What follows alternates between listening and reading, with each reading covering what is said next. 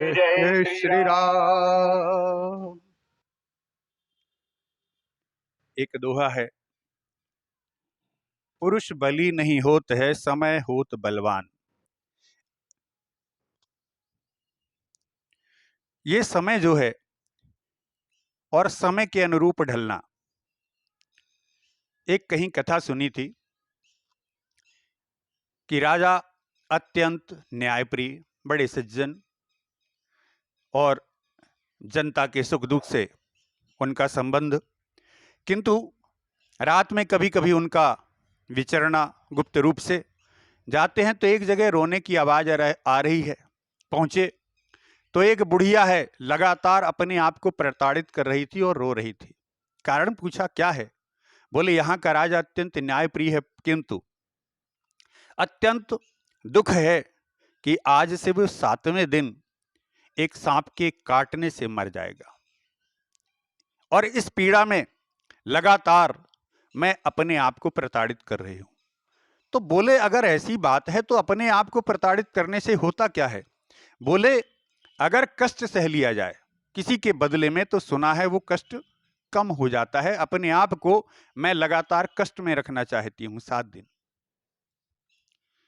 अब अपने आप को, समय को बदल लेना, बिल्कुल ऐसी ही कथा श्री परीक्षित जी के साथ भी है। उनके साथ भी ऐसा ही कुछ हुआ और पता चल गया कि 7वें दिन उन्हें समाप्त होना है। अपने जीवन का जीने का ढंग बदल गया। ऐसा ही कुछ कंस के साथ है। पता चला आकाशवाणी से कि 7वें के बाद 8वां पुत्र, यही जिसको तुम लेकर जा रहे हो, ये तुम्हारा काल बनेगा। अब तीनों घटनाएं में देखें। वो बुढ़िया है, बुढ़िया से पूछा कि आखिर इसका कोई उपाय हो सकता है? बोले, मौत तो मौत है। किंतु फिर भी राजा ने कहा, कोई बात नहीं, वो सांप रहता कहाँ है? बता दिया, एक पीपल का पेड़ है उसी बिल में। अब अगले दिन से राजा ने अपने पूरे सेवकों को और दे दिया कि वो जो पीपल का पेड़ है, अगल बगल जितना झाड़ी झंझाड़ इत्यादि है, वो समाप्त कर दिया जाए। कारण किसी को नहीं बताया और वहां पर 7 दिन यज्ञ चलता रहा, मालूम है। और एक यज्ञ में तो किसी भी प्राणी की हत्या की ही नहीं जाती, और भी कह दिया कि यहां पर कोई भी जीव को कोई प्रताड़ित नहीं करेगा। और 7वां दिन है। अब यज्ञ मंडप में राजा बैठे हुए हैं और जितना वहां से बता दिया कि वो पीपल के पेड़ से जहां पर यज्ञ स्थल है वहां तक सुंदर दीप जला दिए जाएं, फूल फल इत्यादि से सजा दिया जाए, अलंकृत कर दिया जाए, और बता दिया कि अगर यहां कोई सांप विशेष कर आता है उसे कोई नहीं छुएगा। वो सांप निकला 7वें दिन, किंतु देखता है सब परिदृश्य यहां बदला हुआ है। यहां तो झाड़ी झंझाड़ हुआ करती थी और मानो सब, और जब वो सर्पदेव निकले तो सारे के सारे उनकी आरती के लिए तैयार।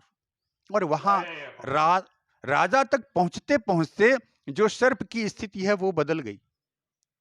कहते हैं सर्प ने सिर्फ परिक्रमा लगाई और वो लौटकर चला गया। अब दूसरी ओर देखें, ऐसा ही कुछ कंस के साथ है। कंस ने कहा, मैं समय ही बदल दूंगा।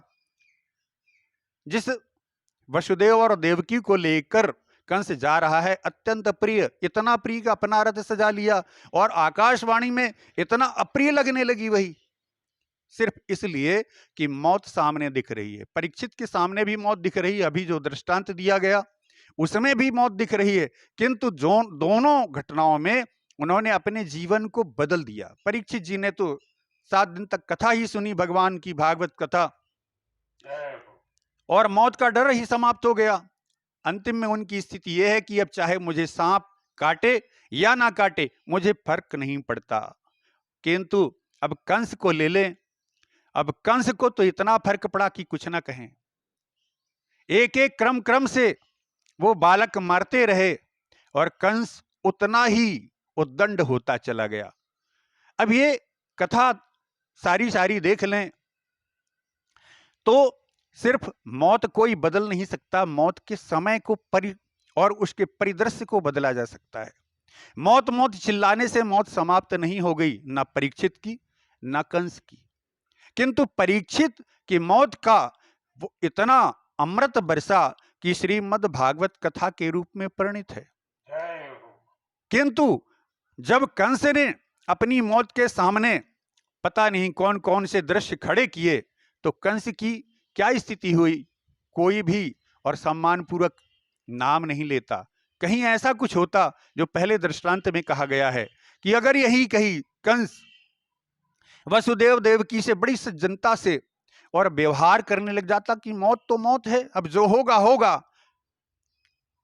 तो शायद कथा कहीं और होती, कथा का परिदृश्य और कुछ होता।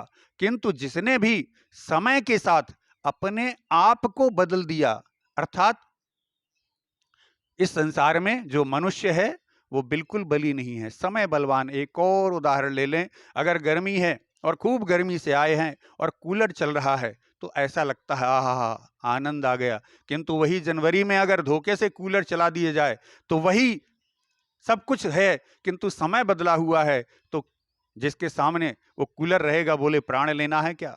बस यही है इस जीवन का सार कि हम मौत के घड़े में सामने खड़े हैं। ये जो है मृत्युलोक है, किंतु हमको जीना कैसा है, जितना अच्छा जीना होगा और मौत भी उतनी ही अच्छी होगी। जय जय श्री राम। बोले सियावर रामचंद्र जी की, वीर बजरंग बली की, शंकर भगवान की, धर्म की, अधर्म का प्राणियों में, विश्व का हर हर महा